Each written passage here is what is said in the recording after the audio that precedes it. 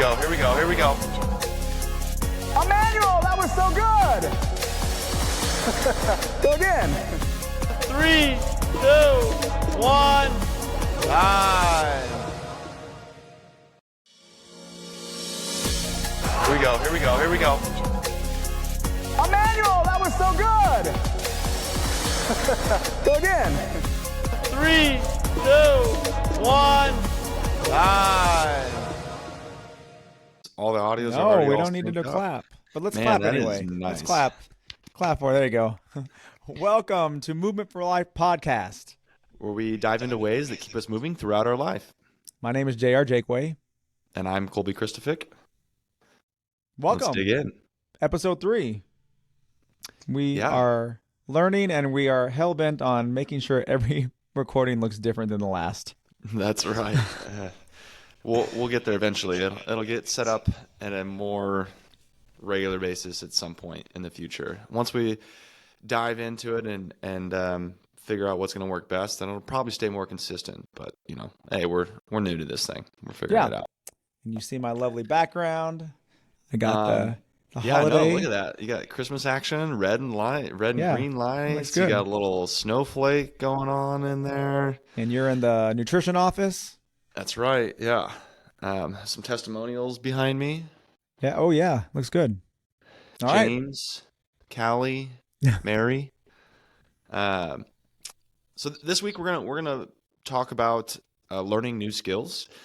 But before we talk about learning new skills, let's kind of do a little recap from last week. All right. What are some things that we did in the last week, movement wise? Yeah, we always like to start the podcast talking about things that we did the previous 7 days or since the last recording. So I actually went a little bougie on us and I went to Equinox a couple times. Ooh, all right. It's so out of what I normally do. And I have a friend who teaches spin class where she goes around and subs. So she got me a couple free passes. And I will say it's nice to be able to go from the normal CrossFit where I feel like though we have nice gyms, we go to these boxes where they're open and, they're not luxurious and they're not really supposed to be, but to go to a place like Equinox where it's like Lululemon Pants Central and be able to be, kind of pamper yourself a little bit, especially the locker room itself is pretty damn fancy. So it was actually nice. What are some really cool things that are at an Equinox? Well, I think that the number one thing that most folks would notice right off the bat is it's so clean. Oh my God, it's so clean. And I noticed that there are people cleaning the entire time I'm there. So if I'm there for 60 minutes, an hour and a half, there are folks just constantly cleaning everything down. There's not dust anywhere, which is... we live in the CrossFit realm. We have a lot of chalk, so things get dirty, though our gym is very, very clean. And the locker room is spotless. There's no towels anywhere. It is top notch. And then, you're talking about the steam room sauna. You're not allowed to wear any kind of shoes in there besides flippers, flip-flops, just because it's unsanitary. So Did you say flippers? Flippers, flip-flops, flippers. Flippers, thongs. How's that? Yeah, there we go. Yeah, so that is right off the bat. And then they have a juice bar and they have all these other amenities. They have Pilates and they have a spa where you can get massages and stuff. So it's actually really nice. Yeah, it was nice to kind of go in there. I may take her up on the offer to go back a couple more times. We'll see. And what about you? What'd you do? I actually did some new activities. I played some pickleball again, and love me some pickleball. And then I also went surfing this past week. I haven't been surfing in a little while. We had some good surf, so I surfed twice last week, and I haven't surfed in a couple of weeks. Maybe the water's been cold, or we've had some funky weather the last couple of weeks, so I haven't gotten to surf. So I actually surfed on Sunday and on either Friday or Saturday. Are you able to surf all winter here in California? Yes. I didn't know if maybe because of the weather. I mean, the sharks in the winter. I didn't know if because of the temperature or something, or I would think during December with the Santa Ana winds, it would actually create some more opportunities. I don't know. Like, I don't surf, so that's why I'm asking you a question. Yeah. I know. I think that's funny.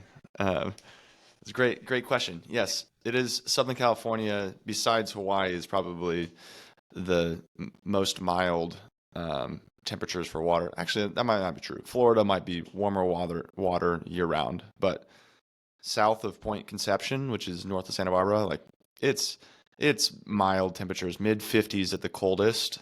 Okay. Which is, I mean, that is cold, right? That is Yeah, cold. it's cold if you're not used to it. Wearing a wetsuit, you're fine to surf all winter. And if the sun's out, it's nice. Yeah. So Okay. I'm gonna have to go with you surfing one day. yeah, love to have you out. Yeah, we'll do it. It is the most challenge. Actually, speaking of skills, how funny. Yeah. Surfing is the most challenging thing that I've ever learned. Hey, I've surfed twice, and just getting up on the board and that balance, I think I have great core balance, being in gymnastics my entire life. It's a completely different. I mean, I think that you are even more so aware of like the imbalance because you're in the water and you're worried about falling in, and there's other things I think that are on your mind that maybe make it more difficult, but it was very challenging to me.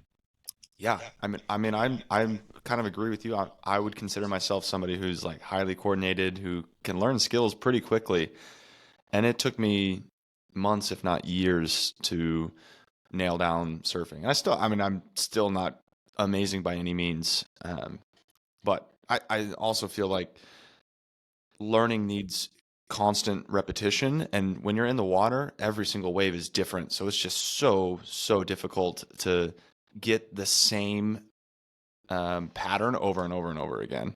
You have your own surfboard though, right? Did you just say a surfer board? Surfboard. I didn't say surfboard. Surfboard. You have your own surfboard, right? I love talking about surfing with you. We need to talk about surfing all the time with JR. Surfboard. Yeah, it's embarrassing how many surfboards I have. Okay, then you're at a certain level. If you own multiple boards, then you're more than just a mediocre surfer. Yes, although my favorite surfboard to use is always a Wavestorm. It's a foam board that costs $100. They used to sell them at Costco. They don't sell them at Costco anymore, but it's just easy. If it's really big, it's fun to ride on it. If it's really small, it's fun to ride on it. If it's windy, it's fun to ride on it. If it's rocky, it's fun to ride on it. Like, it's just a really fun all-around board. It's not like performance and making all the really cool turns and throwing airs. It's just a fun surfboard. And good for beginners? Yeah. Yeah, it's a little bit small. I mean, I'm a 200-pound human. It's a little bit small to begin on if you're a 200-pound human, okay. But in that 120 to 160 pound range, it's a great beginner board. Yes, I fit in that range. Okay. Yeah. All right. Well, that sounds great. Okay, definitely we're going to take you up on that. Cool. Thanks for sharing. Let's dive in a little bit to what we got going on. I want to know what you think. I pulled up a couple of studies, and we're going to link some studies too, but I want to know what you think research says about learning in relation to your health. Do you think the research says it's beneficial? Do you think the research says, and there's no indication of whether it's good or bad for you? What are your thoughts? Give me some. I mean, it has to be only positives in a couple aspects. I would think physically, it goes without saying, learning new things, challenging yourself, it's always going to be on the positive side because you're continuing to move in general. So I think looking on the cognitive side, on the flip side of that, I think that continuing to learn something has to be beneficial to, keeping up the mind and keeping sharp with yourself. You're always having to think about how am I going to do this? And you're just more aware of something versus maybe something that you've done your entire life and you don't have to think about. It becomes second nature. Mm-hmm. So I would think, going out and as an older person, learning new things, challenging yourself could only benefit you all around. How'd I do? Okay. Yeah, that was pretty good. I'll give you kind of talked about something maybe like you pieced on it of like, hey, if I've done something for a really long time, I don't really have to think about that. There's like the term that we use for that. You know what that term is? I don't. What is it? Maybe you've heard of it. Muscle memory. Oh yeah, muscle memory. Yeah, yeah, of course. Which is not actually a thing, right? Our muscles don't have a memory. Um, but a fun little kind of fact on what is actually going on is the brain is firing signals, basically electricity, through neurons, and those neurons have a coating on them called myelin. And the more and more that you fire electricity through those axons, the more and more those coverings get covered with myelin, so they get more conductive, and so that pathway is really nailed in, and it's really easy for the activation from the brain into whatever you're doing, the muscles, is like a much faster reaction, a much lower concentration effort on the brain end, which is kind of cool. So that's like our muscle memory is when we fire neurons over and over and over and over again, and we're getting more and more and more myelin on our axons. So does that work not just physically doing a skill? Does that work like information wise? And the reason I'm asking is because I have a pretty far drive to work. I drive to get here at like 45 minutes to an hour.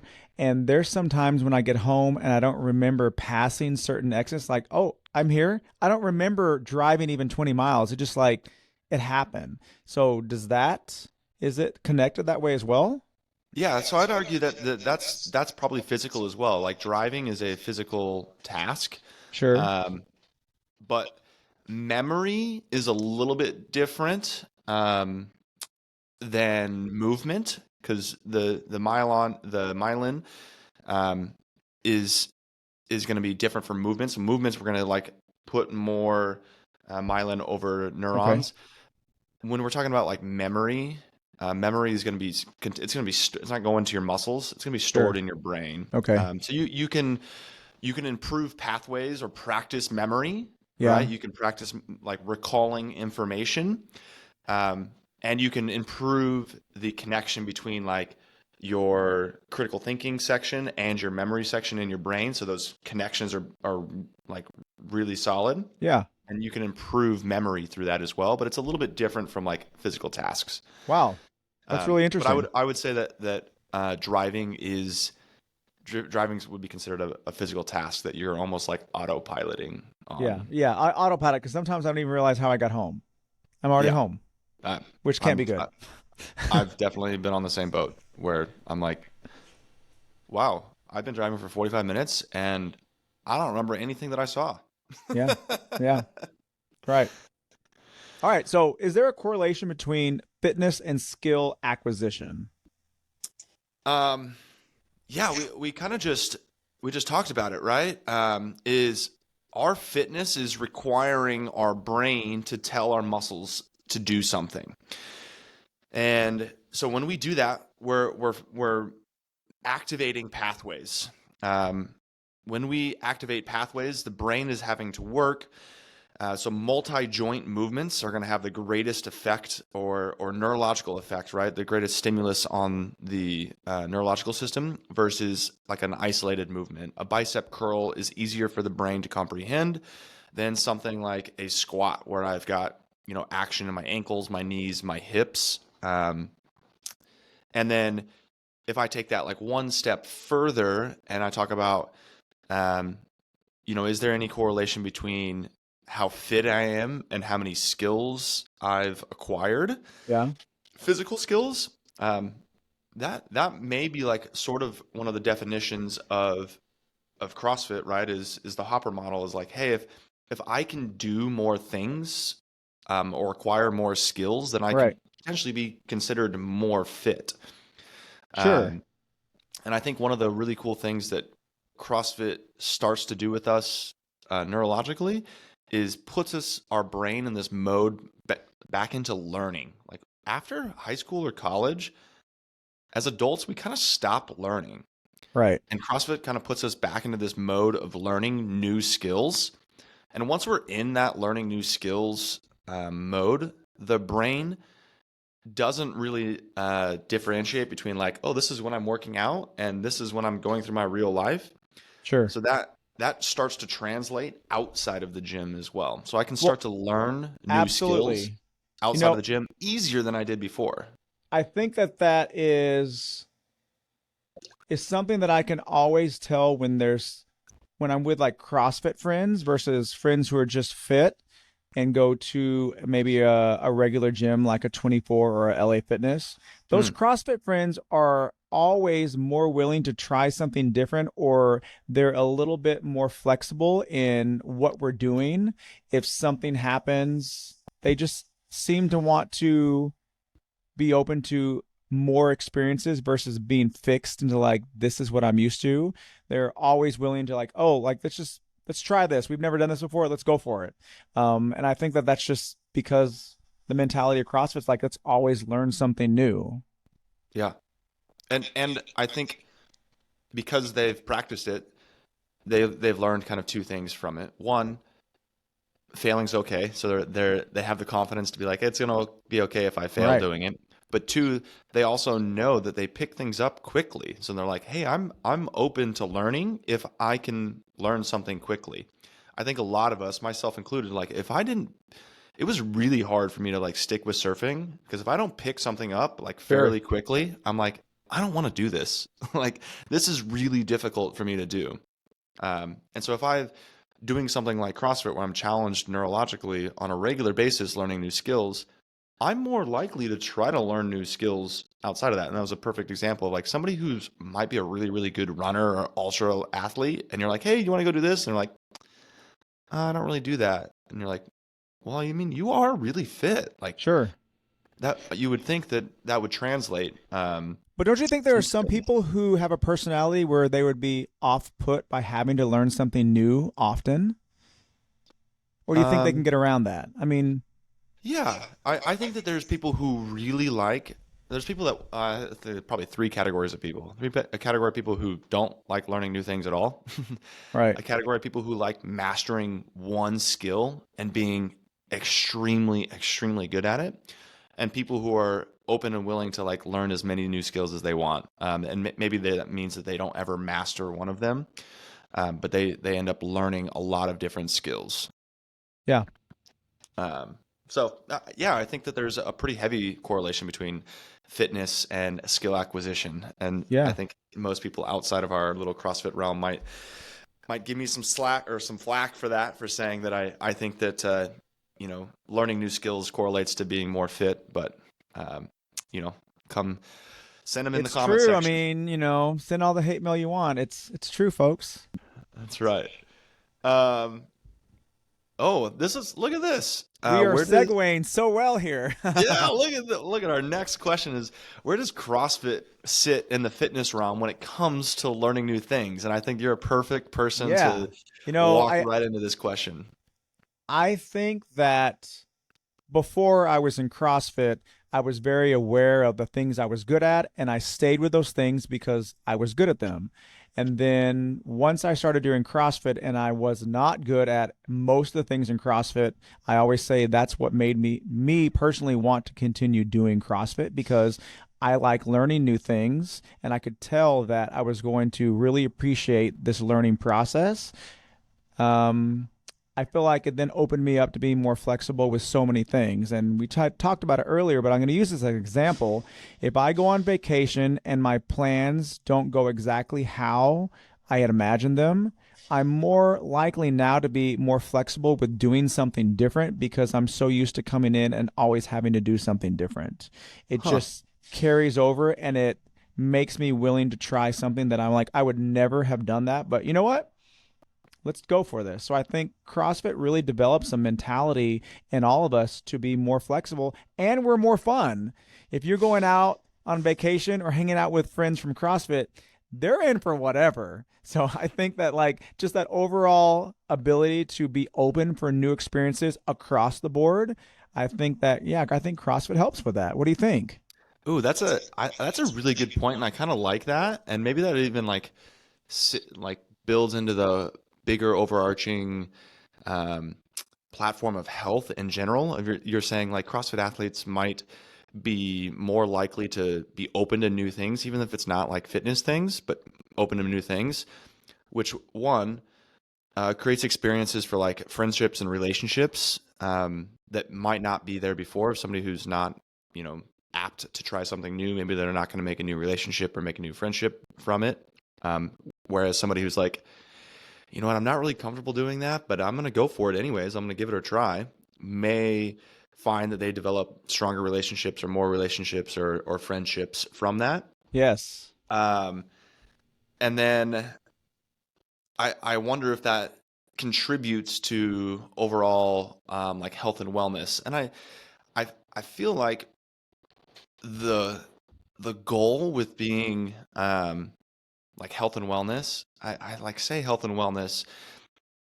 I feel like the peak of that is like living a satisfying life, um, a fulfilling or a satisfying life. And if, you know, you can do that by learning new skills or branching out into things, I think that that's probably going to bring you a little bit more fulfillment than not branching out to those sort of things. I mean, what gives more fulfillment to somebody than learning something new and being like, oh man, I never thought I would be able to do this. There's no way. And then when you do it, you're like, holy shit, I can't believe I just did this. And I think like that's one of the things as a coach, I love seeing members that come in, especially the ones who've never done any sports in their life. They come in and they do something different. They're like, I never thought, like a pull up. And I would say 60% of people who come into our CrossFit can't do a pull up. Those people who, I mean, I feel like the pull up is a very specific skill that if you've never done it before, with a sport as a child, you probably can't do a pull up. And when they learn that pull up, like, this is amazing. And it seems like such a small thing, but it brings so much fulfillment and pride. I think it's a really cool thing. Yeah, I like it. And like that achievement also feeds into fun too, which fun will be probably a whole episode on its own. We talk about fulfilling life. Like if you're open to new stuff, like you're probably having more fun in your life. And if you're having more fun, you're probably having a more fulfilling life. No, you're absolutely right. And we did not plan this, literally segueing into this final question. So we're talking about fitness. Yeah. Like, what are some other skills that we can acquire that are related to the gym and the learning process? You already kind of mentioned it, like relationship building.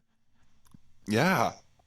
I think that there's in relation to the gym, there is other skills that you can be acquiring outside of the gym, right? Outside of just like, hey, I'm going to learn a squat. I think sports are a really good tool for that. It is let's learn new skills that might be coordination within the body, and it's not just like a run, jump, pull type of scenario or a lift type of scenario. I also think that maybe if we even translate this outside of the gym too, there's probably not probably there is the research is pretty defined that doing mentally stimulating things or learning skills like that's maybe not technically physically demanding. I'll do a segue. I think juggling is something that's, yes, it is physical, but it's not really physically demanding. Would be a new skill that you could be looking at. And then even looking at things like Sudokus or crossword puzzles, like things that are mentally challenging, but not necessarily like, yeah, you're like writing with a pen, but it's not like a physical demand on you. It's way more of a neurological demand or a cognitive demand. I think potentially it could go two ways, right? Being better at those could be making you better in your learning in the gym, and being better at your learning skills in the gym could make you better at those other things, the crosswords, the juggling, the other skills, or I don't know. Would you consider Sudoku? I would. Well, consider I don't even know what the hell Sudoku is. I know it's like a version of like I don't know what is it? Oh my gosh, JR, do you live on Earth, man? It's some kind of like it's the 9x9 puzzles where there's a square of 9. Okay. And then there's 9 of those squares. Okay. And it's set up like a crossword puzzle, and then they're words, right? No, it's all numbers. So in every one of the 9 boxes, you put a 1 through 9. So 1, 2, 3, 4, 5, 6, 7, 8, Is it 9. a sequence that you're trying to find? Every vertical line has to have a 1 through 9. Every horizontal line has to have a 1 through 9. And every box of 9 has to have a 1 through 9. But then in any form of sequence that you're looking, it goes 1 through 9, 1 through 9, and you have to line everything up. Mm-hmm. I got that. I mean, there's easy ones and there's hard ones. Well, like everything that you just described also requires patience. So if you're talking about like the crossword puzzle, the Sudoku, like all that stuff, patience is involved. And I think that when we are talking about what we're doing in the gym, the patience of, a technique that's required in a specific lift, being patient, not pulling early, patience in like learning a skill over time. I feel like that all just connects with one another. So if you're doing skills like a crossword puzzle or something where it takes you a little bit of time to think about, and you're not rushing through it, that's definitely benefit you in the gym, and vice versa as well. Yeah, I think patience is like one of the most underrated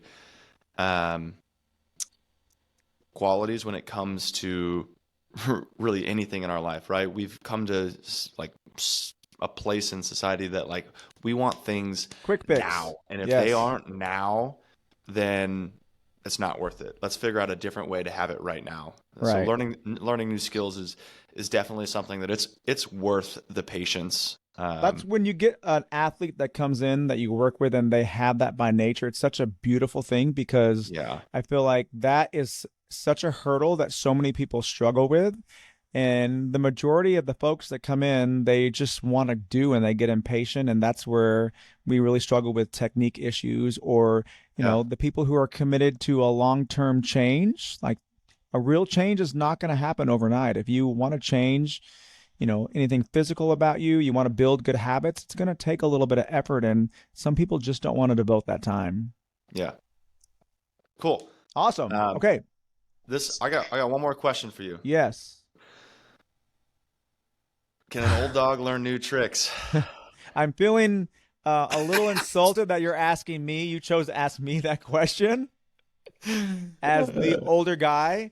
I do not believe that is true. I believe that is one of those things that people use as an excuse to not try something different as they get older. I'm 48 years old. I believe that I can still learn something new. There's a lot of things that I've never done before. I've never podcasted before. And look at me. I'm podcasting right now. If you're talking about a lot of cognitive function. If you're talking about in terms of something physical, you still absolutely can learn something new. As a gymnastics coach of 31 years, I will have adults come in and they've never done gymnastics and they want to learn gymnastics. They can absolutely learn it. Again, it takes patience. It takes working with somebody who knows how to teach something over a long term correctly.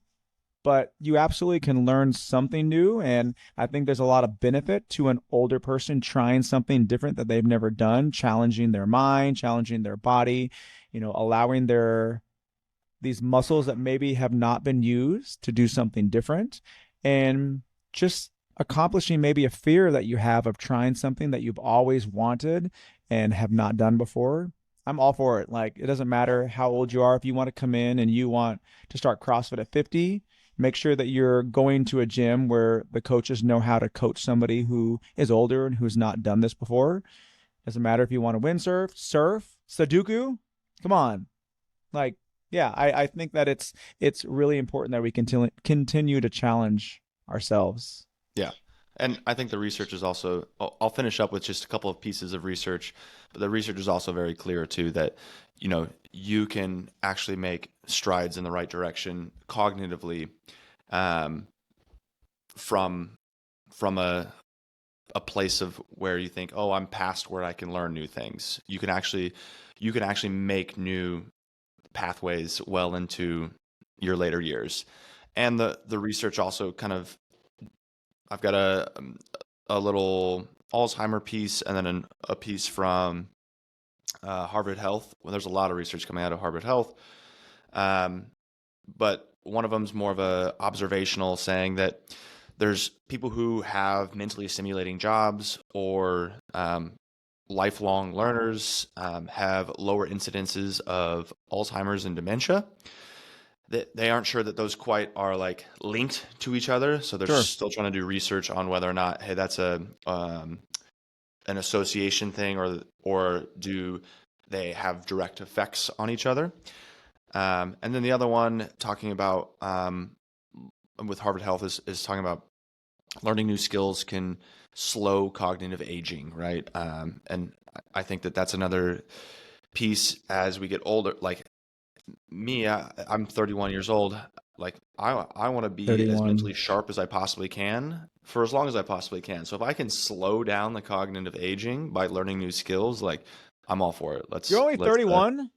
I'm only 31. That's right. Let's have it noted that I have beat him on a couple workouts now. I may not be the fittest in the world, but I'm okay. Don't take away my glory. Yes. JR kicks my butt. Twice. I've counted twice. Nice. Well, awesome. I think this is really insightful for a lot of people. I think there's some really good information about skill acquisition and learning stuff, and should I do it? Should I not do it? How should I do it? How do we do it in CrossFit? All that kind of information. Yeah. You have anything else to add today? No. I think that I encourage folks, especially my friends, family, who are not into CrossFit. And it's okay, folks, if you don't want to do CrossFit. We're here to encourage moving in general. Try something new. If that means, spending a little money to go out and buy an inexpensive racket to play tennis, paddleball. What do you play? Pickleball. Come on. God, see. We're on Earth, JR. Oh my God. I don't know what pickleball is, and I don't know what Sudoku is. But I encourage people, you got to get out there and try something new, and you might find something that you like. Why have I not had this in my life? Yeah. I appreciate you bringing that back up, because that's literally the point of this entire podcast is like, at the end of the day, I don't really care if you do CrossFit or not. I would love for you to do CrossFit. I just want people to be healthier, happier, live more fulfilling lives. Yes. And if watching something like this inspires you or educates you to try something new, or to put, left foot in front of the right foot and start a fitness journey or start moving in any capacity, then this has been an absolute win in all my books. So I appreciate you like closing back up and saying that. I'm clapping for you. Cool. Till next week. Yeah. Thanks everybody for joining us. And as always, if you like the podcast, please make sure that you subscribe and rate us. Let us know your thoughts, and let us know what your journey is. Looking forward to next week. Here we go.